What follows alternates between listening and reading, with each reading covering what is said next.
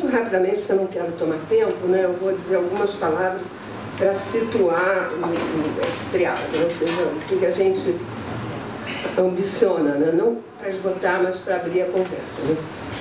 Né? Como eu disse na minha intervenção da manhã, uma das lacunas importantes das investigações e reflexões sobre as políticas antigênero na região é exatamente a ausência de uma elaboração mais sólida sobre a intersecção entre essas políticas e o racismo e as formações racistas peculiares, né, da região.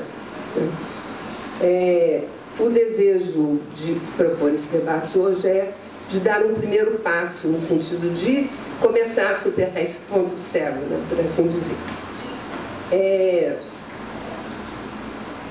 E só para brevemente situar, né, depois elas vão fazer uma elaboração certamente mais profunda do que a minha, eu acho que é importante lembrar que nas últimas 3 décadas, mais ou menos, na medida em que o conceito de gênero se legitimava institucionalmente, né, na academia, nos estados, no sistema internacional, perspectivas decoloniais também ganharam corpo nos debates acadêmicos e nos ativismos feministas. E nesse percurso, a contribuição das feministas latino-americanas foi, e especialmente de feministas negras brasileiras, foi muito fundamental, né, para sedimentar, né, uma teoria decolonial feminista. Eu estou pensando em Maria Lugones, Rita Segato, no Brasil, Lélia Gonçalves, que eu já mencionei, mas também Sueli Carneiro. Né? Em paralelo, nesse mesmo período, são muitas coisas, temporalidades e dinâmicas juntas. Né? Elaborações teóricas começaram a ser desenvolvidas no campo dos estudos queer e trans, que trouxeram à luz problemas e questões não debatidas acerca da genealogia mesma do conceito de gênero. Né? Estou mencionando aqui, sobretudo, as problemáticas e muito condenáveis pesquisas sexológicas conduzidas pelo Dr. Monen, que é como um inventor, né, inicial do conceito de gênero, que precederam a reconfiguração do conceito nos anos 70 pelas feministas anglo-saxônicas numa vertente radicalmente diferente do Monen. Né? Mas esse tema não veio à luz até muito recentemente. Quando isso aconteceu, desdobraram-se, né, uma série de vertentes críticas ao gênero, como uma moldura ocidental, monolíngue, biomédica, e novas elaborações políticas começam a ser feitas diferenciando os outros feminismos, né, muitos outros feminismos, em particular o feminismo negro, do feminismo inspirado pelas teorias de gênero. É uma elaboração que começa há muito tempo. Né? Paralelamente, como nós vimos no debate de hoje, e paradoxalmente, ganhavam corpo, e cada vez mais corpo, às políticas antigênero, né? Em cujo cerne, como sabemos também, viceja um robusto essencialismo sexual. Né? E, como foi dito também hoje, nesses ciclones, não raramente, é mais frequente na África, mas também na América Latina, o gênero é desqualificado, repudiado e demonizado como uma imposição neocolonial. Né? E nessa mesma ecologia, como também dissemos hoje, os feminismos críticos de gênero, depois da intervenção do Mauro, eu não preciso dizer muito mais sobre isso, vem ganhando uma enorme proeminência e influência política institucional. E os seus discursos estão irrigando a política ultraconservadora com teses ancoradas no essencialismo sexual inabalável e reativado, né, as visões feministas dos anos 70, segundo as quais a transexualidade também é uma falsificação, e usando isso como uma arma para aplicar o direito à identidade de gênero, no limite contestar a existência mesma das pessoas trans. Né? Quer dizer, esse é o horizonte, né, dessas cruzadas. Né? E numa outra clave que, a meu ver, é crucial para entender esse complicado cenário, como disse a Thalita hoje de manhã, na América Latina, o racismo não se manifesta de maneira linear, simples, e coincidente com o que se assiste no norte atlântico, né? Há contextos e circunstâncias em que ideologia de gênero e racismo reverso, de fato, compõem o mesmo pacote das acusações brandidas pela ultradireita, né? São categorias inaceitáveis, que dividem a sociedade, dividem a família, né? Mas, muitas vezes, historicamente, o racismo está subsumido, como a Thalita disse, na ideologia das identidades nacionais, né? Seja da democracia racial, seja da mestiçagem, né? Que desde muito, é preciso dizer, eu acho que a Thalita mencionou isso, compõe o ideário fascista latino-americano. O integralismo brasileiro era um integralismo que incorporou, né, a mitologia da mistura com os indígenas, né?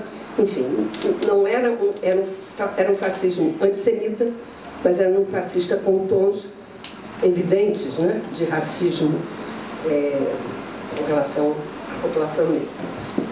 Ele também aparece na paixão, isso toda parte, mas aqui também, na paixão visceral da ultradireita pela desigualdade, né, para citar o Rancière, e no caso do Brasil especialmente, sobretudo na fantasmagoria persistente que vem de antes do Bolsonaro, que faz dos criminosos, né, da delinquência, inimigos principais da ordem social. E sob esse tropo, né, por trás desse tropo, está sempre um homem negro, né, ou quase sempre um homem negro, né. Nesse tabuleiro complicado, como disseram Diana e Maria Luísa, as correntes feministas antigênero, que na maioria dos países são compostas por mulheres brancas de classe mais alta, universitária, nunca falam de racismo, né? De discriminação racial ou de violência baseada no racismo, quando levantam as suas pautas de violência contra as mulheres, que é sempre pensada exclusivamente como decorrente da diferença sexual, né? Da dominação masculina ancorada na diferença sexual.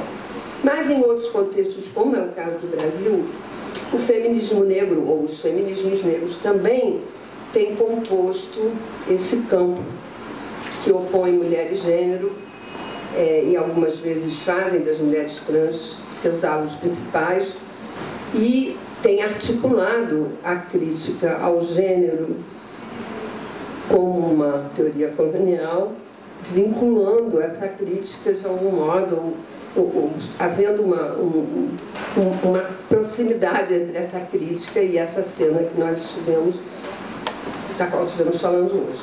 Não é a nossa ambição desvendar e articular todos esses meandros, mas eu acho que a gente pode começar hoje uma conversa criativa, serena, né, inspiradora sobre essas questões, interseções que são bastante complicadas.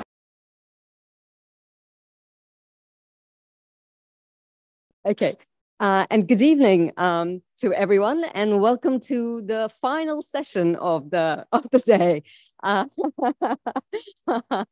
And hello again to everyone who's been here since almost 9:30 or perhaps just 9:35 since morning. I've seen many of you since 9:27, 9:28 and onwards, so been here throughout the day, and what a day it's been, right? It's been and can I just say first, and sort of just because I've been dying to say this all day, really, it's been such enormous and a massive privilege to hear all of the sort of magnificent, heartening but also devastating papers today, and talks and thoughts, and whose power actually comes from what Claire Hemmings pointed out earlier, from decades of work, research, and activism, but also actually from a shared space of political commitment. And I think that's why it was so powerful to hear, really.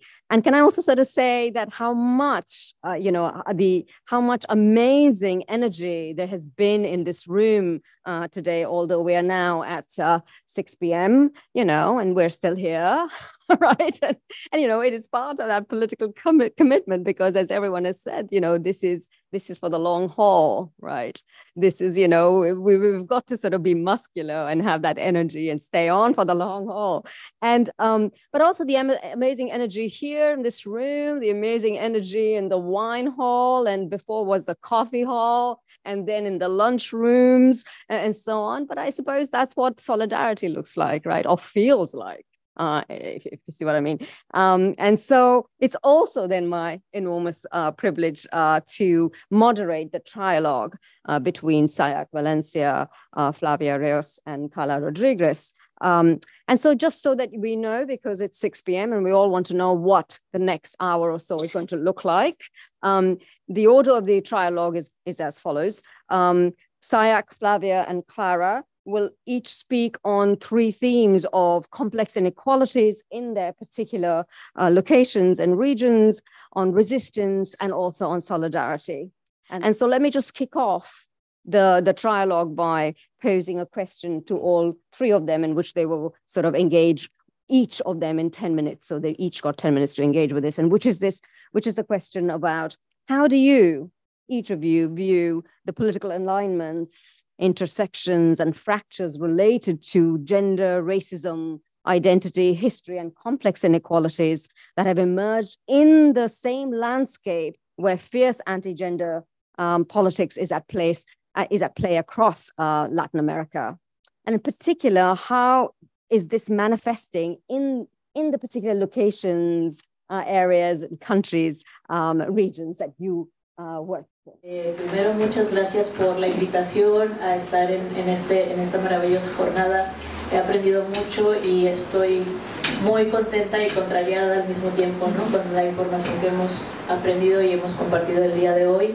Estoy llena de adrenalina por todo lo que he escuchado y también por ver que no todos son malas noticias, ¿no? Hay otras formas de organización en solidaridad y de imaginación política que estamos viendo que emergen entre toda esta reconfiguración de la sensibilidad que yo le denomino regresiva. Voy a hablar de lo que me preguntaba, cuáles son las fracturas y las continuidades entre estas 2 emergencias y alineaciones entre la política antigénero y los feminismos críticos de género. Voy a hacer primero 2 puntos. Uno es que no considero, creo que una desobediencia ante este régimen de enunciación que están proponiendo las feministas críticas de género es que se les diga críticas de género, cuando en realidad no son críticas de género. Y porque esto me parece importante porque es una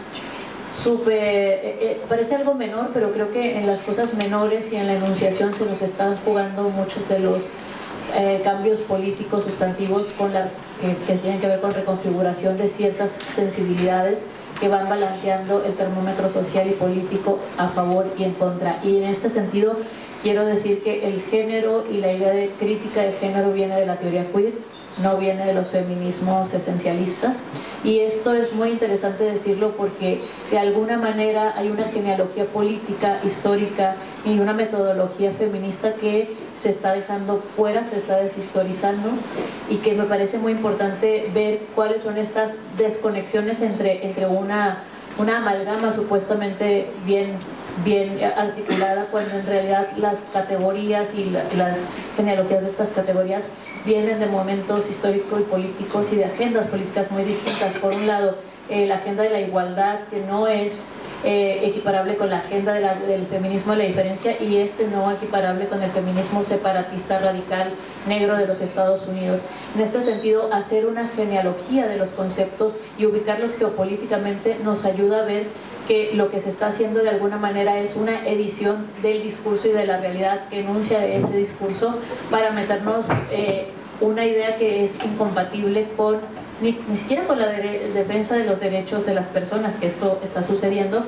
sino con el discurso en sí mismo. Es un oxímoron, y que además por desconocimiento histórico-político o por falta de tiempo, que es con lo que trabaja mucho el feminismo transexclusionista, de no querer argumentar y considerar que todo es un dogma o un tuit, o las dos cosas traducidas de un lugar a otro.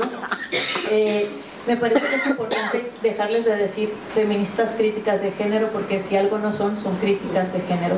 Y por otro lado tampoco son radicales. El feminismo radical es el feminismo que va a la raíz de las cuestiones, y lo que este feminismo antiderechos y transexclusionista está haciendo, junto con la agenda justamente conservadora y antigénero de la política más conservadora, no solo en Latinoamérica, pero en todo el mundo, es una reapropiación de las categorías críticas que han salido de los movimientos sociales por la justicia, y vienen desde el antirracismo, la lucha por los territorios, el indigenismo, historias y luchas que vienen de muy atrás y de muy lejos, y que están siendo subsumidas por una forma de expropiación extractivista de esos contenidos. Y esto me parece muy importante, porque nos está dando, y voy a tratar de resumir, pero tengo 3 conceptos que quiero compartir con ustedes para pensar toda esta valiosa información que ya nos dieron las compañeras y los compañeros esta mañana, pero que yo lo sitúo dentro, es que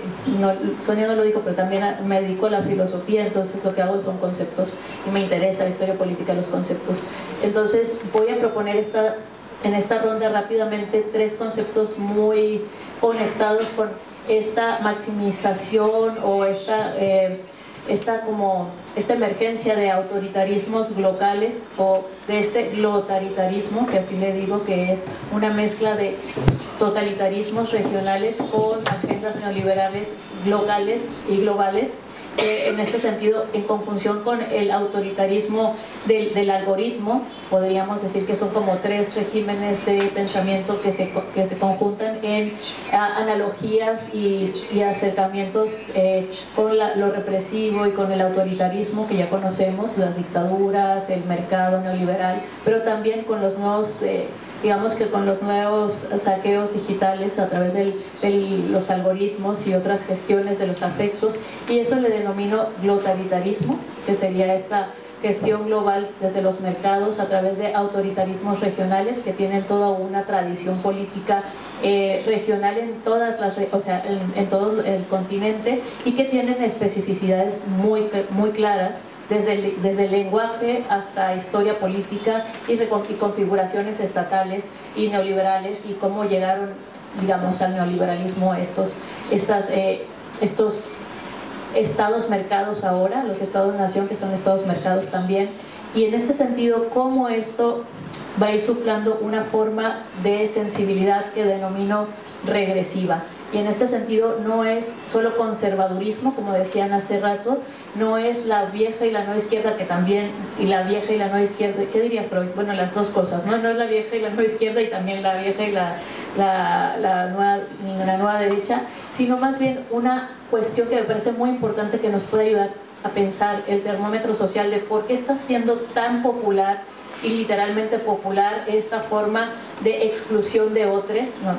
Muy visiblemente con el movimiento trans, pero también de otras discriminaciones, como decían, raciales, económicas, de estatus migratorio, y esto lo relaciono con algo que denomino sensibilidad regresiva. Y cuando hablo de sensibilidad regresiva y no de conservadurismo, lo hago porque lo que veo en México es que hay agendas que capturan ciertos nichos, como decían en la mañana, morales, o ciertas agendas que capturan ciertos hot topics o ciertas como temas candentes, por ejemplo las infancias, y las vuelven un lugar de consenso silencioso diametralmente opuesto, ¿no? Desde con mis hijos no te metas, hasta personas de la izquierda que dicen, bueno, es que a los niños, evidentemente todo el mundo estaría de acuerdo en que a las niñas no hay que lastimarlos, ni abusarlos, ni explotarlos, y en este sentido esta agenda como que modifica y modula las emociones en torno a las infancias, aunque sean muy distintas, y por eso digo sensibilidad regresiva y no solo conservadurismo, porque dentro de las agendas de la izquierda yo decía, ¿cómo se volvieron tan poco, las progres, cómo se volvieron tan conservadores? Y tiene que ver con esta modulación afectiva sobre ciertas historias que tienen que ver obviamente con género, sexualidad, poder, Estado, nación, economía y otras cuestiones, pero que no tenemos un consenso global discutido, sino más bien asunciones sobre qué debería ser lo bueno, lo justo y lo bello para estos temas, y en este sentido de ahí se cuelgan unas agendas que están completamente en un espectro político muy distinto, puede ser izquierda o derecha, y no estoy diciendo que sean lo mismo porque no lo son, por supuesto, y seguiremos diciendo que no lo son, y estamos aquí para que no lo sean, justo, pero como esto no se discute porque se trabaja a través de algo. Esta sensibilidad regresiva es la reprogramación del sensorium al completo, pero que se transmite a través de algo que yo denomino régimen live streaming, y que es lo que estamos haciendo ahora, que es la sensibilidad prefiere más bien la mediación visual, porque estamos también acostumbrados a esa mediación visual, que la realidad en sí misma. Y en este sentido hay una ontologización del sentido de las imágenes, por donde se vuelve más importante la imagen de algo que lo que está buscando enunciar. También a partir de ahí yo hablo de que existe un sentido como extractivo sobre el sentido de las imágenes de denuncia y el vaciamiento o la transformación o la tergiversación de los contenidos de ciertas tradiciones histórico-políticas críticas o ciertos conceptos, y se les llena de otro sentido que dicen completamente lo contrario. Por ejemplo, el concepto de crítica y, por ejemplo, el concepto de género, que los ponen juntos como feminismo crítico de género, cuando en realidad son dos conceptos que pueden ir juntos, pero no en el sentido en que nos los están regresando a través de esta sensibilidad regresiva. Nesse momento, que é 2003, eu estava às voltas, quando Butler estava, então, chegando para ser traduzida no Brasil, com essa questão, né? Bom, então, está chegando aí uma autora estadunidense que vai dizer que o feminismo não deve ser mais feito em nome da mulher. Estava vindo junto a ideia de que o feminismo podia acabar, porque as mulheres já tinham conquistado tudo que elas queriam e precisavam ao longo do século XX, e, portanto, com o fim do século XX, com o fim do socialismo, com a queda do Muro de Berlim, com o fim, vinha junto no pacote o fim do feminismo, né? E eu tenho uma desconfiança que eu raramente digo em público, muito menos gravado, mas vou dizer assim mesmo, que o que motivou a publicação do livro da Butler, entre outras coisas, era essa ideia de que ela estaria falando do fim do feminismo, né? Porque tem esse ruído na recepção do livro nos Estados Unidos nos anos 90. Né? Então, que seria... e é justamente o contrário que ela está dizendo, né? Porque na medida em que ela está dizendo que é para a gente fazer um feminismo que não seja mais feito em nome do sujeito mulher, ela está justamente dizendo para a gente ampliar e não para a gente acabar, né? Essa espécie de curto-circuito aí entre a recepção e a chegada e tal, me fez gastar muito, me deu muito trabalho, né? No sentido de que, conforme eu ia estudando a Butler, eu ia também tendo que, de alguma forma, explicar que não era antifeminista, nem contra o feminismo, e então isso me colocou sempre num lugar de ter que defender o feminismo, apesar do feminismo, no sentido de que, apesar de ter que fazer a sua crítica interna, era preciso defendê-lo diante dos seus ataques externos. Então, é uma posição sempre de um pé lá e um outro pé cá, né? Porque os dois pés não podem ficar no mesmo lugar, senão você cai, né? E, ao mesmo tempo, se você põe um pé lá e um outro cá, você também corre o risco de correr, né? De cair. Então, era... E aí, eu tinha uma saída, digamos, para esse impasse, né? Que era uma saída que me estava dada pela própria leitura da Butler, que era essa ideia das alianças contingentes. Portanto, quando você amplia, e o feminismo não é mais feito em nome da mulher, mas ele, sobretudo, o que acontece ali é que o feminismo passa a ser feito em nome de todos aqueles que estão sob a discriminação da heteronormatividade. E isso amplia muito, né? Porque isso é quase todo mundo. Então, o feminismo aí passa a ser, né, uma outra coisa muito mais potente, muito mais forte e muito diferente daquilo que poderia ter sido, talvez, a sua origem no século XX, para não ir muito longe historicamente, né? E nessa ideia das alianças contingentes, sobre as quais eu passei uma década inteira falando, de 2000 2003 a 2013, acho que eu não fiz outra coisa senão falar em alianças contingentes, havia um elemento muito importante que era o elemento da interseccionalidade, né? Quer dizer, por que as alianças contingentes são fundamentais na política? Dizia eu lá 20 anos atrás. Porque as formas de opressão são interseccionais, né? Então, não é possível separar, se a gente começar com o tripé clássico, né? Gênero, raça e classe, mas também a esse tripé clássico da interseccionalidade vão se somar, né? As questões de fronteira, as questões de migração, as questões de religião. No caso do Rio de Janeiro, o lugar onde você mora, né? Território é muito importante. No caso do Brasil, o território também é muito importante. No caso latino-americano, então, território é sempre muito importante, e território é importante em muitas dimensões, né?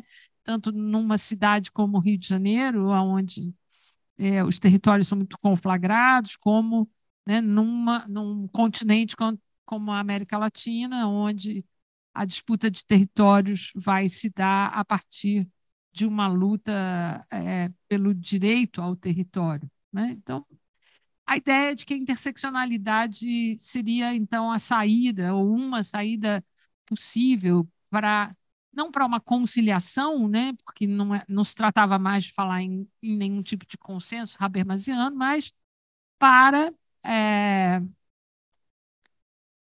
essa expressão, para dar forma a essa expressão ou a esse desejo de alianças contingentes, considerando, sobretudo, que na ampliação da chave de segregação da diferença sexual entre homens e mulheres para a cis-heteronormatividade, você abria para tanta gente que era possível, então, fazer essa proposta de aliança, né? E isso foi me instigando também na mesa da manhã, conforme eu fui escutando apresentações sobre o problema da ultradireita e da expansão da ultradireita e tal, né? Então,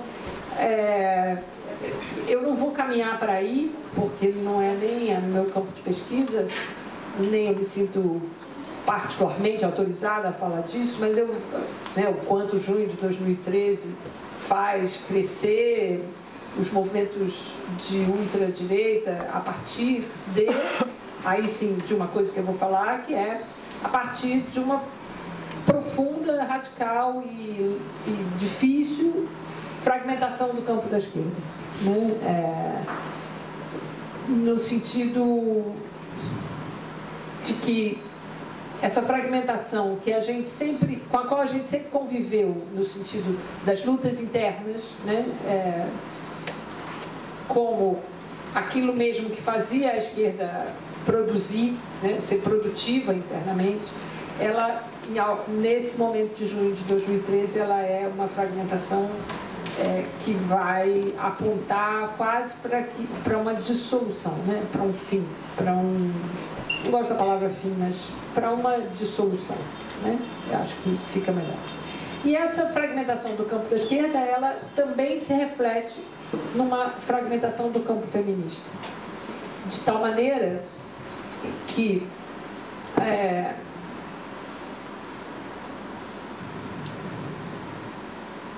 isso que a gente tem, que esse seminário está se dedicando a pensar, mas que a gente tem enfrentado no dia a dia da militância, que é uma disputa por uma hegemonia dentro do campo feminista, isso vem sendo gestado, eu entendo, desde 2014, 2015, quer dizer, um pouco o reflexo dessa fragmentação de 2013, né? Bom, o problema é que essa fragmentação, ela me faz ter a sensação de que eu estou num vagão de trem da central, no horário de rush, sendo espremida e apertada por todos os lados, e o meu pé nem encosta no chão, porque tem tanta gente me apertando que eu não consigo ficar ali mais, né?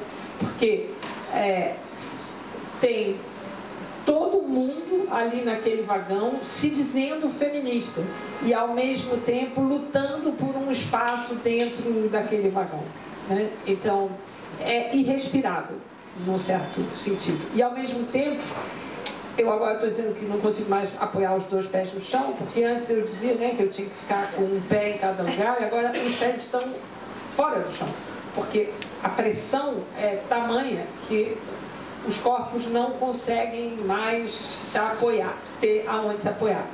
De tal maneira que a minha impressão dessa, ou meu desejo com o uso dessa imagem é falar do profundo mal-estar que é hoje o campo da filosofia feminista, porque eu estou tentando vir, né, lá de lançamento de problemas de gênero até o meu pequeno campo de pesquisa e atuação, que é o campo da filosofia feminista, né? Que está dominado por uma imensa confusão. Tem gente defendendo recuperação da história das mulheres na filosofia, o que, bom, é muito louvável, mas é muito problemático também, porque retorna a um ideal de mulher. Tem feministas radicais que, como você muito bem disse, de radicais não tem nada, né? Mas que assim se denomina, que fazem, agora sim, de maneira estranhíssima, alianças contingentes com feministas decoloniais. Uma salada russa teórica, né? No sentido de que, não, teoricamente, nada se sustenta, daí os pés estarem fora do chão, né? E, ao mesmo tempo, me parece que do lugar da onde eu falo e dessa mini historinha de 30 anos que eu contei tão rapidamente, me parece absolutamente indispensável, necessário e incontornável fazer a crítica ao uso do conceito de interseccionalidade, no sentido de pensar que ele pode ter sido útil num certo momento histórico, ou naquele momento histórico em que a Judith Butler e outras tantas autoras estavam justamente tentando abrir o feminismo para além do sujeito mulher, mas que no contexto brasileiro de expansão da ultradireita, que é o contexto que nós estamos vivendo hoje e há alguns anos, no contexto brasileiro de uma radical de um radical aprofundamento das lógicas e explorações neoliberais, e de poderia dizer talvez, né, de um despropositado pensamento decolonial aliado a um pensamento antigênero, seria talvez necessário, e eu estou dizendo isso hoje pela primeira vez, então eu estou me arriscando a dizer, no sentido de é uma coisa que eu tenho pensado, mas que eu não tenho dito, então estou dizendo pela primeira vez hoje, que talvez seja necessário que a gente reveja o uso do conceito de interseccionalidade como ele tendo cumprido o seu papel histórico num certo momento, e que para o contexto brasileiro e talvez o contexto latino-americano seja fundamental que a gente fale em racismo, em combate ao racismo, em enfrentamento ao racismo. Porque é aí que me parece que está a mais aguda condição de exploração e de segregação que nós estamos vivendo, como sociedade, como um todo, né? Então, sem enfrentar esse dilema que vai parar, né, como disse a Sônia, na associação entre o homem negro e o bandido, na associação entre a mulher negra e o trabalho mais explorado, né? Porque o trabalho mais explorado, ele só se expande, né? É disso que se trata, né? Então, se ele só se expande, ele se expande dentro dessa estrutura de racismo, né? No sentido de que se a gente tomar racismo como um marcador que divide quem pode ser humano, quem é humano e pode ser humano, e quem é humano e não pode ser humano. Então, é o aprofundamento do racismo nas suas faces mais violentas. E aí, eu vou adorar ouvir a Flávia sobre isso. Meu tempo acabou? Tá. Então, só para concluir, e aí, né, quando eu estou falando disso, né, da importância de, no contexto brasileiro, fazer o racismo emergir como um elemento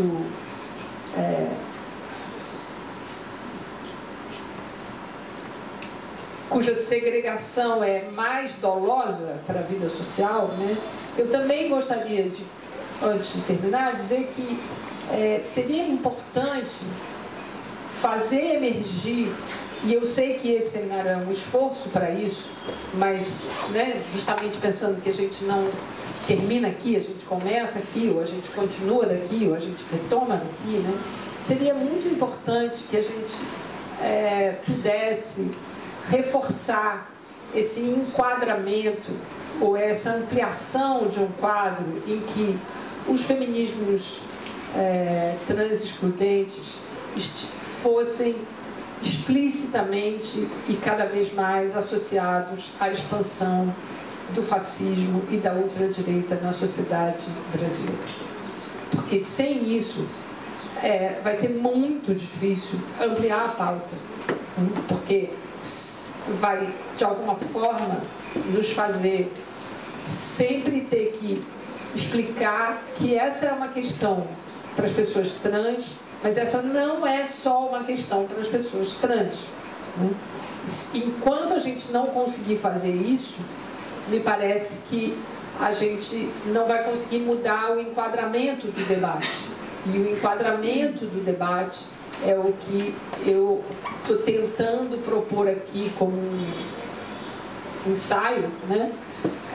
Que ele pode ser modificado se a gente atualizar a ideia de interseccionalidade para dar mais ênfase no racismo e se a gente conseguir articular de maneira mais explícita todo o feminismo trans-excludente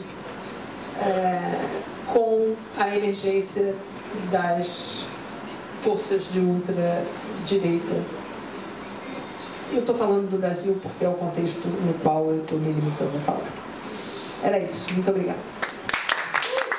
Eu queria, na verdade, já considerando todas essas falas e a pergunta, a questão que isso me trouxe para nós, eu queria primeiro chamar a atenção para a minha leitura, né, da discussão sobre gênero, sobre as intersecções entre gênero e outras categorias relevantes para o debate desta noite.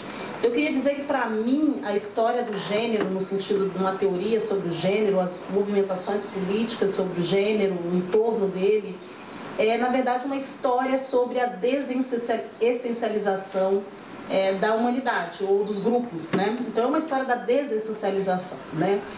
Assim como as reações ao gênero são tentativas de manutenção das essências estabelecidas nas culturas, nas sociedades. Só que as reações, elas estão de grupos e segmentos sociais muito diversos. Hoje nós estamos sob o impacto, e não é por menos, da extrema-direita, não é? E aí isso nos leva a pensar as políticas, discursos e retóricas, inclusive ações antigênero, com uma gravidade diferente ou com algo mais elevado daquilo que a gente convivia quase que naturalmente, né, com algumas tensões, mas convivíamos com políticas antigênero, discursos e retóricas antigênero. Trazendo a especificidade da extrema-direita, é fato, né, com sua política de morte, mas também trazendo as outras retóricas antigênero que coexistem, né, que existiam antes e coexistem não só no Brasil, mas em toda a América Latina, né, no mundo todo, que coexistem nas nossas sociedades. A primeira delas, né, que eu chamaria muita atenção, a Sayaka já falou de partida, está no campo das esquerdas e dos progressismos, e ele também está no campo das mulheres feministas ou não feministas que recusam ou que me parecem que há dentro dos movimentos sociais latino-americanos, mas também outros movimentos sociais globais, contextos africanos, asiáticos, europeus, a existência da articulação desses movimentos sociais progressistas, porém com uma retórica antifeminista e que está em diálogo necessário, vinculado com uma retórica anti-gênero, anti a categoria gênero, né? Também anti o feminismo, né? Muitas delas a Carla já chamou atenção para o fato de que a principal crítica seria a emergência desses conceitos em contextos ocidentais, né? Mas não só, há também aí uma tentativa de marcar a essencialização dos grupos. Então é interessante chamar a atenção para o fato de que as retóricas progressistas antigênero e antifeminismos, né, elas existam nessa diversidade, em modulações diversas na sociedade, e que elas ganham um alcance ainda maior entre a extrema-direita, porque isso se apresenta de maneira mais explicitamente aberta contra exatamente ao termo, contra exatamente aos grupos sociais que evocam esses termos ou trabalham com ele. E aí isso me parece interessante notar, porque recentemente eu fui a Havana para tratar, inclusive, sobre políticas de gênero em Cuba. E isso me chamou bastante atenção, porque afinal de contas, até onde a gente sabe, a extrema-direita não está em grande ascensão em Cuba. Mas as mulheres de esquerda, né, as mulheres progressistas, as mulheres socialistas, entendiam que sofriam muitas dificuldades e barreiras para discutir o tema de gênero, né, da temática de gênero. Ali também um movimento antigênero, né? E que movimento antigênero existe nesses contextos? O mesmo que a gente já conhece por aqui, que é o de secundarização da categoria gênero num universo, né, de explicações sobre o mundo, né, sobre a dinâmica do mundo, a sua possibilidade de transformação e etc. De novo, a gente pode voltar ao tema da tentativa de essencialização da sociedade, mas não necessariamente nas mesmas bases, né? Tem essencializações e essencializações, mas o fato é que a natureza mesma de todas essas retóricas antigênero é uma retórica, uma natureza de essencialização. Mas me chama a atenção e a necessidade de separar o joio do trigo, inclusive para a gente poder não só teorizar sobre a complexidade disso, mas também combater isso na prática, né?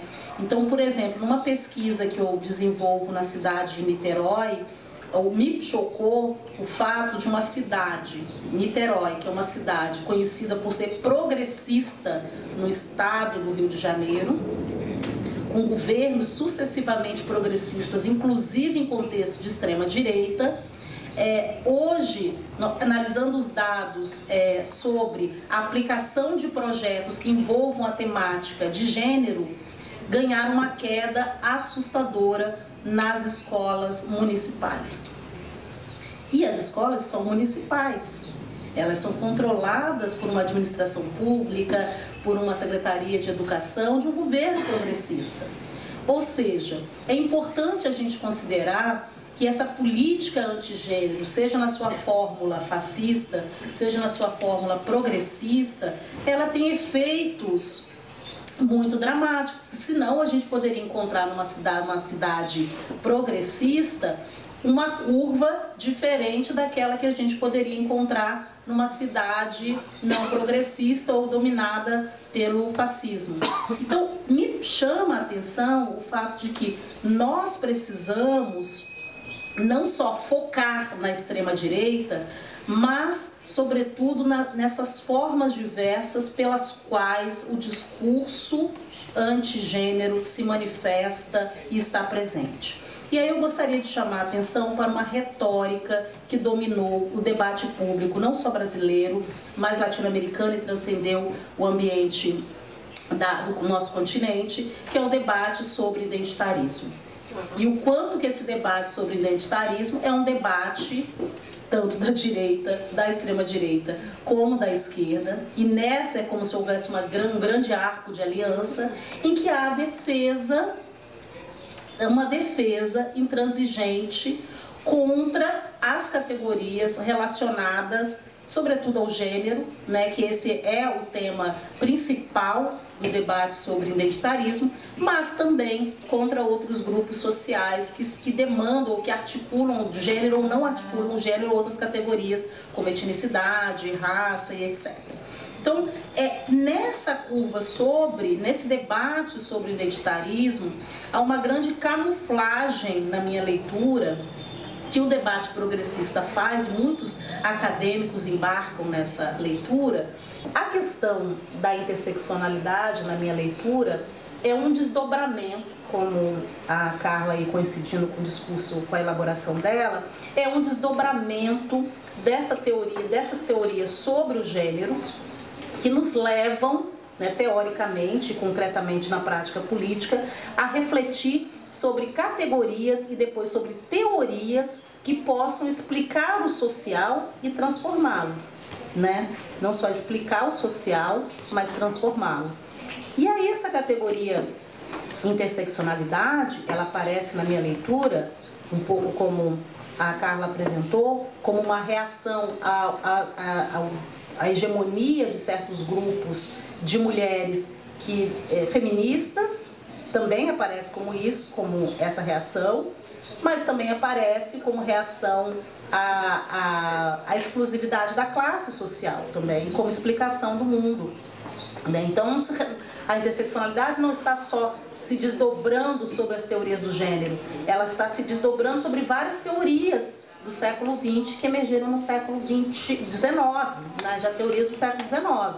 Então, é uma teoria que se desdobra, né, se complexifica dentro dos estudos de gênero, mas elas também reagem a outras teorias vigentes que secundarizavam o gênero e outras categorias relevantes para essas teorias, como da interseccionalidade ou consubstancialidade, pensando aqui com a Danielle Kerguá, né, que também desenvolve dentro do marxismo uma teoria da complexidade, que é como eu gosto de pensar, como a Patrícia Hill Collins recentemente nos convidou a pensar a interseccionalidade como uma teoria crítica, revisitando todas as teorias críticas vigentes nos estudos das humanidades, né, enquanto teoria crítica, eu diria, uma teoria da complexidade.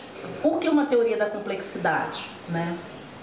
Porque é um convite a pensar que houve um desenvolvimento dessas categorias relevantes para o entendimento do mundo social, como as teorias sobre raça, as teorias sobre etnicidade, as teorias sobre gênero e seus desenvolvimentos, as teorias sobre classe e suas várias matizes e diversidades. E essa ideia da interseccionalidade, não só como categoria, mas como uma teoria, ela nos convida como provocação, mais do que se é o termo que a gente deve ou não usar, mas ela nos convida a pensar ou até a rejeitar as teorias monocausais. E de algum modo, as teorias de gênero foram encapsuladas por uma monocausalidade. E é nesse sentido que, reagindo aqui, né, a Carla, eu não acho que a gente deva jogar o bebê com a água do banho fora. Eu acho que a gente deve, inclusive, levar em consideração que esse desdobramento dessas teorias, né, que emergiram nos finais do século XX, enquanto teoria, né, no sentido mais robusto de elaboração, né, de fundamentação, que essas teorias, elas nos convidam, teorias interseccionais, nos convidam a refletir sobre e contra ou sobre os limites das teorias monocausais. Então, toda teoria que viesse desdobrar, eu imagino, a partir desse século XXI, seja contra a interseccionalidade, seja contra qualquer outra elaboração que a gente tenha aqui, decolonialidade, etc., ela deveria, me parece que esse é o legado, compreender ou levar em consideração que o grande salto qualitativo dessa teoria é a recusa à monocausalidade e a complexidade da vida humana, e aí o racismo não está excluído dali, o gênero não estaria excluído dali, os temas das classes sociais e hierarquizações de classe não estariam excluídos dali. Quais são esses princípios? Da não hierarquização dos sistemas de dominação, da compreensão de quais sistemas são esses, da sua identificação, da análise interna deles, e o entendimento dos momentos em que eles se interseccionam. Quando eles se interseccionam, como eles se interseccionam, quais são os efeitos dessa intersecção, né? Então, é menos sobre qual é o termo melhor para ser tratado, mas sobre os princípios e os legados, na verdade, que todo um debate que já vão fazer aí, sei lá, uns 40 anos ou 50 anos, tem nos legado a pensar. E muitas das vezes nós tratamos o tema no campo da superficialidade, que é se usamos esse termo ou se deixamos de usá-lo, quando na verdade a gente deveria se perguntar quais são as contribuições de fundo, os fundamentos dessas teorias que nos ajudam a dar esse salto para o século XXI, para o entendimento dessas complexidades sociais, né? Porque me parece que daqui para frente não será possível mais, na minha leitura, não será possível mais pensar um mundo social, seja na singularidade, seja na essencialidade, seja na monocausalidade.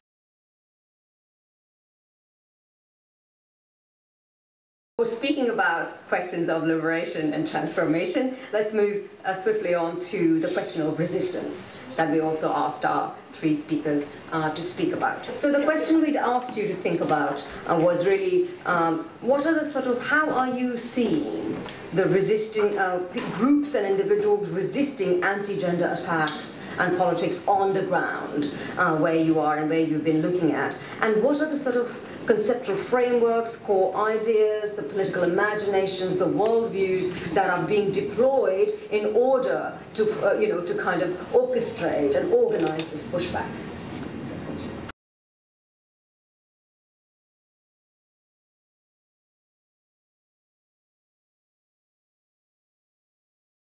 Primero voy a decir algo que me parece importante en el contexto mexicano y quizás sea extrapolable a otros contextos. En el contexto mexicano es importante decir que el transfeminismo, el movimiento transfeminista no es solamente un movimiento de personas trans o identificadas como personas trans con X o con asterisco en el sentido amplio de lo trans, ¿no? Transgénero, transexuales, pero el concepto trans se ubica más allá de, bueno, para resumirlo, el transfeminismo no es un generismo, ¿no? Y en ese sentido, bueno, ahí se caen muchas de las críticas antigénero, y lo que hace los movimientos transfeministas en México están muy ubicados en la idea de utilizar el prefijo trans en su significado, en su radicalidad, en su raíz, que significa movimiento, cruce, transformación, devenir. En este sentido, los movimientos transfeministas están muy ubicados también desde la frontera en integrar a las personas migrantes, también las cuestiones de raza, género, sexualidad, y no de una manera monolítica, como decías tú, ni monocausal, sino más bien como la ampliación del sujeto político de los feminismos para la justicia social. Evidentemente también las mujeres cis y todas las personas que quieran adscribirse al movimiento, sin negar la genealogía feminista de los movimientos. Esto es importante porque y ya no tengo mucho tiempo, pero el transfeminismo desde el que yo milito viene de tres cruces. Uno es la frontera México al sur, de Estados Unidos, pero también mi relación con el Estado español. Durante mucho tiempo estuve viviendo ahí y ahí estábamos pensando las mujeres migrantes en el Estado español, cómo el queer o la teoría queer era muy importante para nosotras y nuestras genealogías, sobre todo las que venimos de las fronteras entre México y Estados Unidos, porque no viene solo de Judith Butler, sino más bien de las multitudes queer, de chicanas, feministas negras, personas con VIH, neoliberalismo rampante reaganista de los años 80, políticas de austeridad, cáncer de mama, bueno, otra serie de cuestiones que son englobadas por el concepto de sujetos excéntricos y bueno, hay multitudes queer de las que habla Teresa de Lauretis en su momento y que después pasa a ser una teoría, ¿no? más estructurada y más desde la escuela de la teoría queer.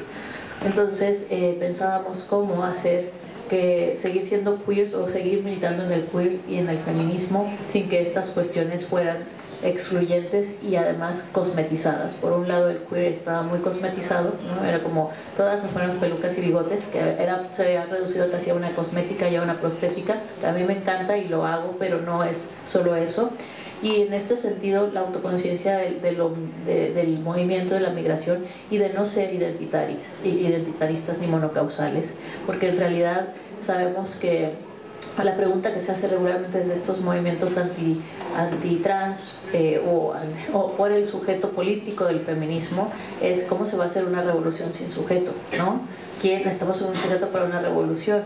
Y entonces yo, desde mi punto de vista y en consonancia con las luchas y con el reconocimiento de los pueblos originarios, de los cimarronajes, de las afroamericanidades, ¿no? Diciendo que, por ejemplo, Haití hizo una revolución sin sujeto, porque las personas afro-haitianas eran esclavizadas y no eran sujetos, que el concepto de sujeto político corresponde a una idiosincrasia del siglo XVIII de la Revolución Francesa Democrática que no nos incluía, y que entonces el sujeto político no tendría que ser el eje de enunciación de nuestros movimientos por la justicia social y por la liberación. Podemos ampliarlo, puede suceder como un enclave de sentido y de diálogo, pero esa no tendría por qué ser por sí, en sí misma, nuestra genealogía en la lucha en nuestros territorios.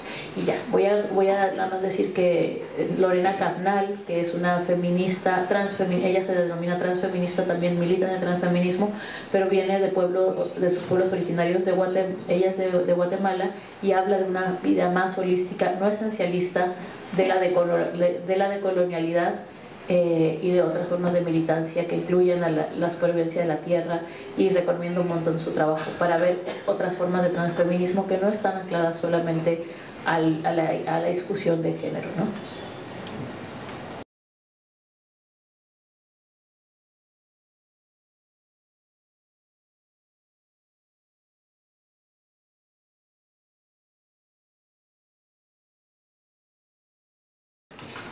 Bom,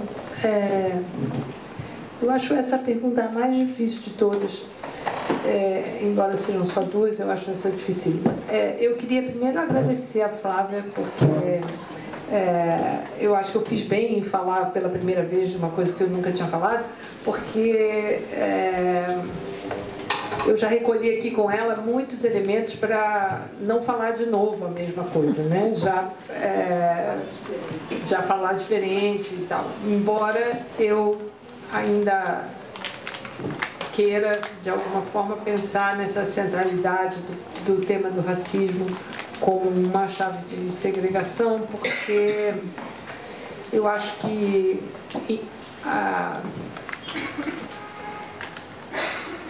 talvez uma das nossas maiores dificuldades para pensar a resistência, ou a minha maior dificuldade para pensar a resistência, está justamente no dilema de ter que pedir, de fazer resistência reivindicando a proteção ao Estado, né?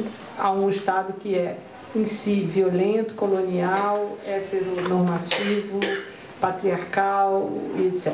Então, acho que a minha maior dificuldade nessa imagem de estar me sentindo dentro de um vagão de trem, apertada, com todo mundo me espremendo e não tem mais lugar para um feminismo não essencialista, não monocausal, né, complexo, né, é que esse feminismo esbarra em simplificações a cada vez que ele sai para conversar, né? E uma das chaves das simplificações é justamente são os pares de oposição, né? O cis e o trans, o branco e o negro, a mulher e o homem, e esses pares de oposição parecem resolver o problema, né? Então a gente inclui agora, né? E ao incluir a gente resolve e acomoda as resistências. Então a primeira coisa que eu queria conseguir me livrar era desse verbo incluir, porque ele é anti-resistência, né? Ele inclui mais um no grande campo dos segregados. Se só faz crescer o campo da segregação ao incluir, né? Então eu acho que a chave da inclusão, ela é uma chave de uma racionalidade neoliberal que a gente precisava poder abandonar, né? Para de fato tentar pensar numa resistência, acho que a palavra resistência, mas enfim, numa luta ou numa revolução que fosse em direção a uma transformação, porque a inclusão não é transformadora, a inclusão é acomodação, né? É reforma, um pouquinho aqui para ficar tudo fazer de conta que está mudando para ficar tudo exatamente como está. E eu acho que a gente adotou a gramática da inclusão de uma maneira violenta, no sentido de achar que basta incluir e que incluiu e agora está incluído e então vamos adiante porque não tem mais o que reclamar. E eu, evidentemente, estou falando de uma maneira geral dessa ideia da inclusão como um ponto-chave da lógica neoliberal, né, que opera com esse par incluído-excluído, mas eu também estou falando como professora de uma universidade pública, onde as políticas de inclusão no campo da educação têm sido super problemáticas, né? Porque a inclusão justamente mostra o quanto ela não tem o que oferecer a não ser e aí é terrível, porque aí você tem que complexificar, porque não que ela não seja importante, né? Mas ela não resolve. Então, para mim, hoje, o grande desafio de pensar uma resistência antigênero, né, a resistência a todos os feminismos antigênero e a todos esses grandes embates dentro do campo feminista por uma hegemonia, é abandonar essa gramática da inclusão e oferecer uma outra coisa, né? Oferecer algo, de novo.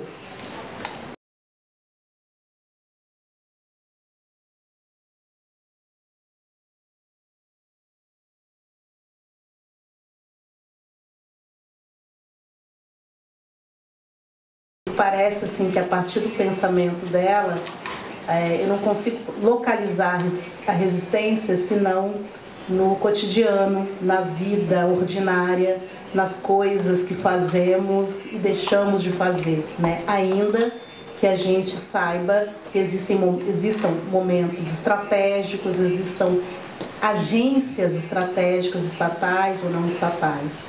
Mas falar de resistência para mim, então, significa essa resistência, vou chamar aqui de ordinária, cotidiana, né?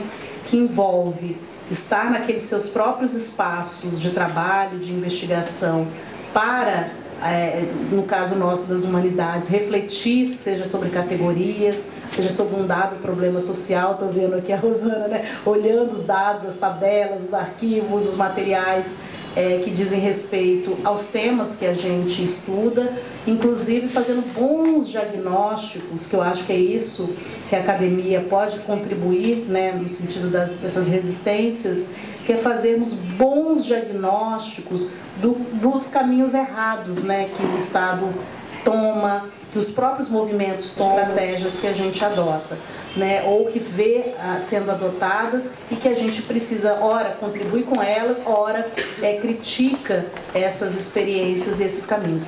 Então, não tem uma resposta certa, porque a pergunta é uma provocação.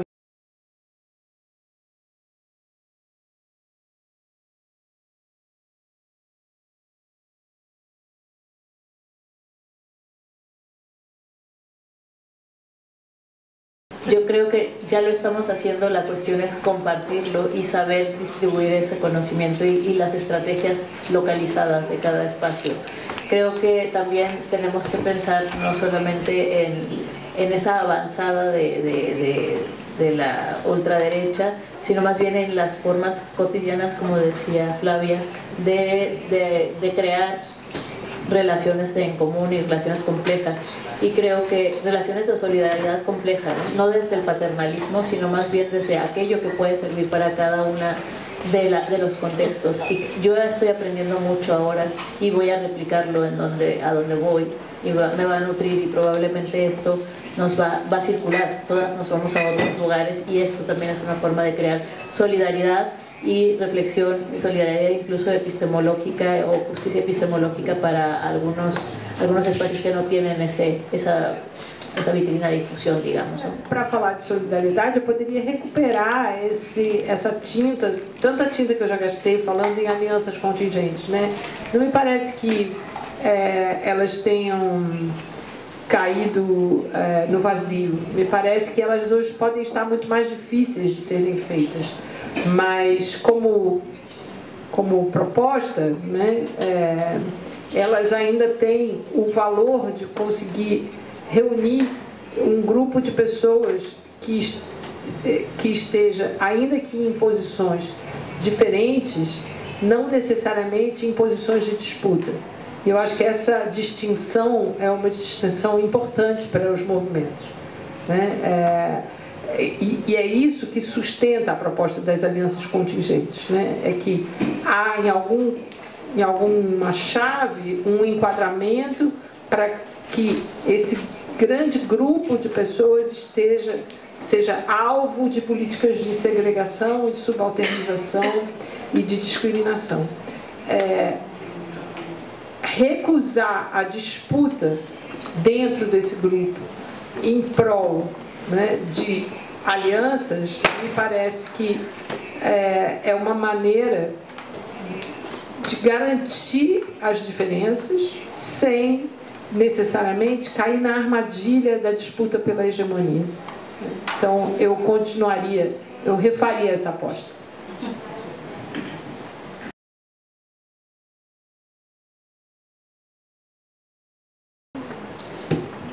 Essa pergunta sobre solidariedade me chama a atenção para refletir um pouco sobre algo que diz respeito mais à capacidade nossa de nos reinventar para encontrar a humanidade do outro, né? Eu acho muito difícil uma solidariedade em que as pessoas não se vejam igualmente como humanas, né? E aí recuperar essa discussão apresentada aqui, né, pela Carla sobre a questão do racismo, enquanto que isso desumaniza, né, que é o princípio da desumanidade, e como é possível umas relações, sejam de movimentos ou quaisquer que sejam elas, se o racismo está permeado, não é possível uma solidariedade, porque não é possível estarmos entre iguais, né?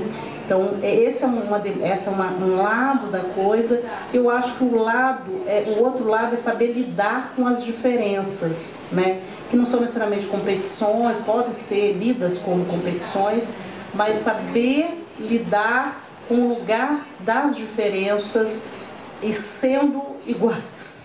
Então, acho que a solidariedade, ela está nesse entremeio aí, de saber lidar com as diferenças, se vendo enquanto semelhantes, né? Enquanto iguais. Enfim, é isso.